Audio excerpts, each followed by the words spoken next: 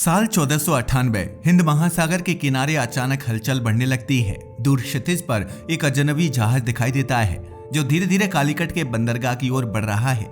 यह कोई साधारण घटना नहीं थी, क्योंकि पहली बार यूरोप से भारत तक एक डायरेक्ट ओशियानिक सी रूट सक्सेसफुली एस्टेब्लिश हुआ था। उस जहाज का नेतृत्व कर रहा था वास्को द गामा, जिसने अफ्रीका के दक्षिणी सिरे केप ऑफ गुड होप को पार करके एक नया समुद्री रास्ता खोज लिया था। यह रास्ता सिर्फ एक खोज नहीं था, बल्कि ग्लोबल ट्रेड डायनामिक्स को बदल देने वाला टर्निंग पॉइंट था। कालीकट उस समय भारतीय समुद्री व्यापार का एक प्रमुख केंद्र था, जहां अरब, फारसी और भारतीय व्यापारी सदियों से व्यापार कर रहे थे। कालीकट के शासक समुद्री ने वास्को द गामा का स्वागत तो किया, लेकिन तुरंत कोई विशेष व्यापारिक प्रिविलेजेस नहीं दिए। उस समय विदेशी व्यापारियों को पहले स्थानीय बाजार व्यवस्था और कस्टम्स रूल्स के अनुसार ही व्यापार करना पड़ता था। लेकिन इस मुलाकात के पीछे जो जियोपॉलिटिकल कॉन्सिक्वेंसेस छिपे थे, उनका अंदाजा उस समय किसी को नहीं था। पुर्तगाली जहाजों का उद्देश्य साफ था, स्पाइस ट्रेड पर डायरेक्ट कंट्रोल। 15वीं सदी का यूरोप एशियाई मसालों और लग्जरी गुड्स पर निर्भर था, लेकिन इन तक पहुंचने का कोई डायरेक्ट सी रूट उसके पास नहीं था। व्यापार अरब और ऑटोमन इंटरमीडियरीज के जरिए होता था, जिससे कीमतें बहुत बढ़ जाती थीं। इसी मोनोपोली को तोड़ने और सीधे भारत तक पहुंचने के लिए पुर्तगाल ने समुद्री एक्सप्लोरेशन को तेज किया। इसी वजह से वास्को द गामा को भारत का समुद्री रास्ता खोजने भेजा गया। उस दौरान पुर्तगाल ने नेविगेशन टेक्नोलॉजी में भारी निवेश करना शुरू किया। बेहतर शिप्स, इंप्रूव्ड मैप्स और एडवांस्ड नेविगेशन टूल्स जैसे एस्ट्रोलेब ने लंबी समुद्री यात्राओं को संभव बनाया। यह कोई अचानक हुई खोज नहीं थी, बल्कि डेकेड्स की सिस्टमैटिक एक्सप्लोरेशन का परिणाम था। भारत तक पहुंचने के रास्ते की तलाश में पुर्तगाल के राजाओं ने अफ्रीका के पश्चिमी तट के साथ लगातार समुद्री अभियान चलाए।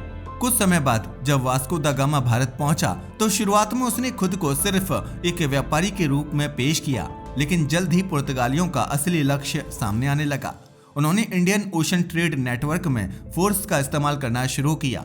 नेवल पावर के जरिए उन्होंने शिपिंग रूट्स पर कंट्रोल जमाना शुरू किया। उनका मॉडल सिंपल था, जो उनके साथ ट्रेड नहीं करेगा उसे समुद्र में चलने नहीं दिया जाएगा। 1510 में अल्फांसो डी अल्बुकर्क के नेतृत्व में पुर्तगालियों ने बीजापुर सल्तनत से गोवा छीन लिया। यह सिर्फ एक बंदरगाह नहीं था, बल्कि पोर्चुगीज एम्पायर का इंडियन हेडक्वार्टर्स बन गया। यहाँ से उन्होंने पूरे पश्चिमी तट के व्यापार को कंट्रोल करना शुरू किया। यह पहली बार था जब किसी यूरोपीय शक्ति ने भारत में स्थायी टेरिटोरियल कंट्रोल स्थापित किया। इसी दौरान यूरोप के दूसरे देश भी यह सब देख रहे थे। नीदरलैंड और फ्रांस ने भी एशिया में अपने ट्रेड मिशंस भेजने शुरू कर दिए। अब यह सिर्फ व्यापार नहीं रहा था, बल्कि एक ग्लोबल कंपटीशन बन चुका था। कौन एशिया के रिसोर्सेज पर कंट्रोल करेगा? इसी कंपटीशन ने आगे चलकर कॉलोनाइजेशन की नींव रखी।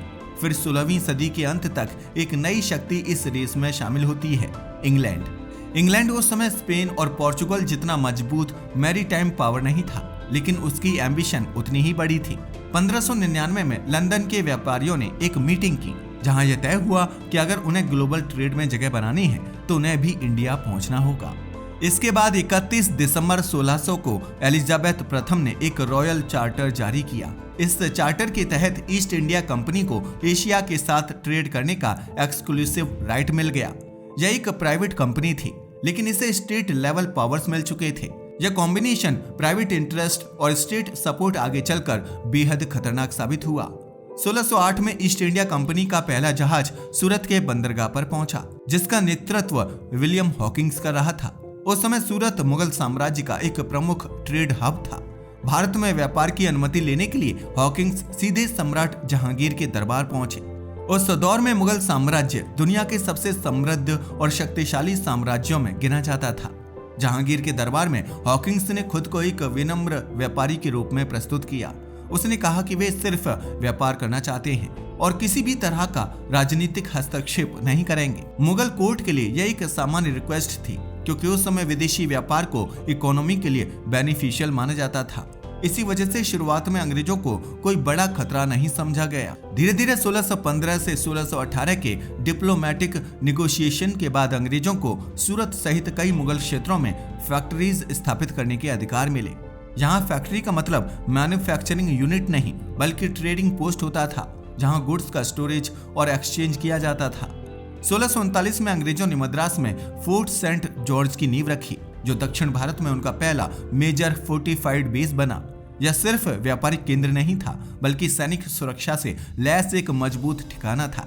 इससे साफ हो गया कि अब अंग्रेज केवल व्यापार तक सीमित नहीं रहना चाहते थे, बल्कि अपने हितों की रक्षा और प्रभाव बढ़ाने की तैयारी भी कर रहे थे। 1668 में बॉम्बे ईस्ट इंडिया कंपनी को लीज पर मिला और जल्द ही वह उनका सबसे महत्वपूर्ण बंदरगाह बन गया। 1690 में जॉब चार्नोक ने सूतानुटी में ट्रेडिंग बेस स्थापित किया, जिससे आगे चलकर कलकत्ता विकसित हुआ। इस तरह भारत के पश्चिम, दक्षिण और पूर्व तीनों क्षेत्रों में अंग्रेजों ने अपनी मजबूत पकड़ बना ली। इसी दौरान एक सबटल लेकिन बेहद महत्वपूर्ण बदलाव हो रहा था। अंग्रेज सिर्फ व्यापार नहीं कर रहे थे, वे इंफॉर्मेशन कलेक्ट कर रहे थे। Local politics, regional conflicts, economic patterns, हर चीज को ध्यान से समझा जा रहा था।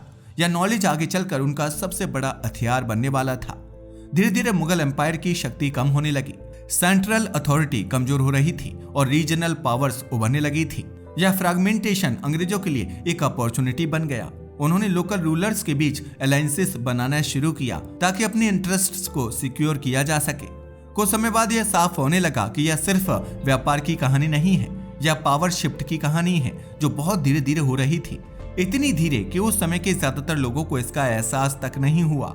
अंग्रेज अब सिर्फ आउटसाइडर नहीं थे, वे सिस्टम का हिस्सा बन चुके थे। और यहीं से शुरू होता है असली खेल, जहां व्यापार, राजनीति और सैन्य ताकत एक साथ मिलकर एक ऐसा जाल बुनते हैं जिससे निकल पाना लगभग नामुमकिन हो जाता है। धीरे धीरे हालात बदलने लगे। 18वीं सदी की शुरुआत तक ईस्ट इंडिया कंपनी अब सिर्फ एक व्यापारिक संस्था नहीं रह गई थी। उसके पास अपनी प्राइवेट आर्मी थी, अपने किले थे और सबसे अहम भारत की आंतरिक राजनीति की गहरी समझ थी।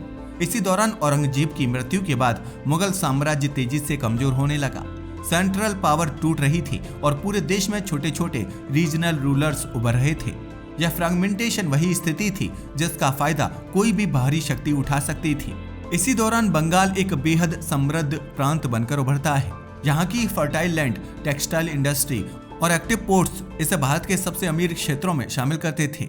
18वीं सदी के मध्य तक बंगाल मुगल साम्राज्य के नाममात्र अधीन होते हुए भी प्रैक्टिकली ऑटोनॉमस बन चुका था और वहां शासन कर रहे थे सिराजुद्दौला। लेकिन दूसरी तरफ कंपनी भी बंगाल में अपनी पकड़ मजबूत कर रही थी। कलकत्ता में उनका फोर्ट और ट्रेडिंग नेटवर्क तेजी से एक्सपेंड हो रहा था। तभी तनाव बढ़ने लगता है। कंपनी अपने किलों को मजबूत कर रही थी और बिना अनुमति के फोर्टिफिकेशन कर रही थी। यह सीधे सीधे नवाब की अथॉरिटी को चुनौती थी। 1756 में सिराजुद्दौला ने कंपनी की बिना अनुमति की गई फोर्टिफिकेशन के जवाब में कलकत्ता पर हमला करके फोर्ट विलियम पर कब्जा कर लिया। इस घटना ने बंगाल में अंग्रेजों और नवाब के बीच खुले संघर्ष की शुरुआत कर दी। इसके बाद कंपनी ने जवाब देने की तैयारी शुरू की। रॉबर्ट क्लाइव को बंगाल भेजा गया। क्लाइव सिर्फ एक सैनिक नहीं था, बल्कि एक स्ट्रेटेजिस्ट था जो समझ चुका था कि सीधी लड़ाई से ज्यादा असरदार तरीका है राजनीतिक चालें। उसने बंगाल के अंदर ही साजिशें रचनी शुरू कर दी। धीरे धीरे क्लाइव ने नवाब के ही कुछ विश्वास पात्र लोगों से संपर्क करना शुरू किया। इनमें सबसे महत्वपूर्ण नाम था मीर जाफर, जो नवाब की सेना का एक प्रमुख कमांडर था। क्लाइव ने उसे गुप्त रूप से प्रस्ताव दिया, अगर वह युद्ध में कंपनी का साथ देगा तो उसे बंगाल का नवाब बना दिया जाएगा। यह एक ऐसा सौदा था जिसने इतिहास की दिशा बदल दी। इसके बाद 23 जून 1757 को प्लासी की लड़ाई शुरू होती है। एक तरफ नवाब की विशाल सेना थी और दूसरी तरफ कंपनी की रिलेटिवली छोटी सेना। देखने में यह लड़ाई एक तरफा लग रही थी, लेकिन असली खेल मैदान के बाहर खेला जा चुका था। जैसे ही युद्ध शुरू हुआ, मीर जाफर और उसके लॉयल कमांडर्स ने जानबूझकर डिसाइसिव मोमेंट पर अपनी सेना को निष्क्रिय रखा। उन्होंने लड़ाई में हिस्सा ही नहीं लिया। कुछ ही घंटों में सिराजुद्दौला की सेना टूटने लगी। यह हार सिर्फ सैन्य ताकत की नहीं थी, बल्कि विश्वासघात की थी। प्लासी की यह लड़ाई टेक्निकली एक बड़ी लड़ाई नहीं थी, लेकिन इसके कॉन्सिक्वेंसेस बेहद बड़े थे। इस जीत के बाद कंपनी ने बंगाल पर कंट्रोल स्थापित कर लिया और मीर जाफर को नवाब बना दिया गया। धीरे धीरे कंपनी अब पर्दे के पीछे से शासन करने लगी। मीर जाफर नाम का नवाब था, लेकिन असली कंट्रोल कंपनी के हाथ में था। यह इनडायरेक्ट रूल का पहला बड़ा उदाहरण था, जहां बिना सीधे सत्ता संभाले भी कंपनी पूरे क्षेत्र को कंट्रोल कर रही थी। इसके बाद कंपनी का लालच और बढ़ने लगा। उन्होंने ज्यादा रेवेन्यू की मांग शुरू कर दी, जिससे लोकल इकोनॉमी पर दबाव बढ़ने लगा।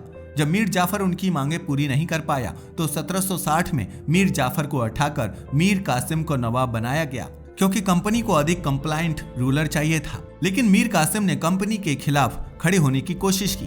तभी संघर्ष और बढ़ता है। मीर कासिम ने अपनी सेना को मॉडर्नाइज किया और कंपनी के खिलाफ रेजिस्टेंस शुरू किया। लेकिन 1764 में बक्सर की लड़ाई में कंपनी ने एक निर्णायक जीत हासिल की। इस लड़ाई में कंपनी ने न सिर्फ मीर कासिम बल्कि शाह आलम द्वितीय और अवध के नवाब की संयुक्त सेना को भी हरा दिया। इसके बाद स्थिति पूरी तरह बदल जाती है। 1765 में कंपनी को बंगाल, बिहार और उड़ीसा की दीवानी मिल जाती है, यानी अब उन्हें इन क्षेत्रों से रेवेन्यू कलेक्ट करने का अधिकार मिल जाता है। यह वह मोमेंट था जब कंपनी ऑफिशियली एक पॉलिटिकल पावर बन जाती है। अब वे सिर्फ व्यापारी नहीं रहे बल्कि एक शासक बन चुके थे। धीरे धीरे यह मॉडल पूरे भारत में फैलने लगता है। कंपनी जहां भी जाती वहां पहले ट्रेड स्टैब्लिश करती, फिर लोकल पॉलिटिक्स में घुसती और अंत में कंट्रोल हासिल कर लेती, कभी अलायंसेस के जरिए, कभी युद्ध के जरिए और कभी बिट्रियल के जरिए। इसी दौरान कंपनी ने अपनी सेना को और मजबूत किया। इंडियन सोल्जर्स, जिन्हें सिपॉयज कहा जाता था, बड़ी संख्या में कंपनी की आर्मी का हिस्सा बन गए। यह एक आयरॉनिकल सिचुएशन थी जहां भारतीय सैनिक ही अपने ही देश के खिलाफ लड़ रहे थे।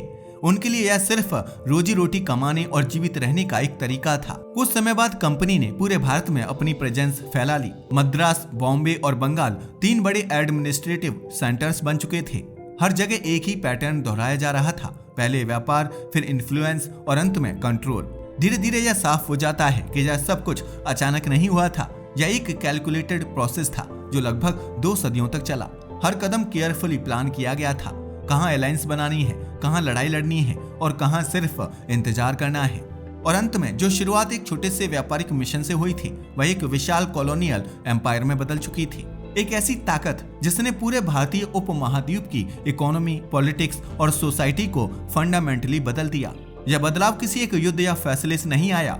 राजनीतिक इन्फ्लुएंस, व्यापारिक कंट्रोल और सैन्य शक्ति के छोटे छोटे कदमों ने मिलकर धीरे धीरे भारत की सत्ता व्यवस्था को बदल दिया। जब इसका पूरा प्रभाव दिखाई दिया तब तक बहुत कुछ बदल चुका था। तो देखिए किस तरह से अंग्रेजों ने भारत पर अपना कंट्रोल किया था। आज के लिए बस इतना ही। वीडियो पसंद आया हो तो इसे लाइक और शेयर करें। धन्यवाद।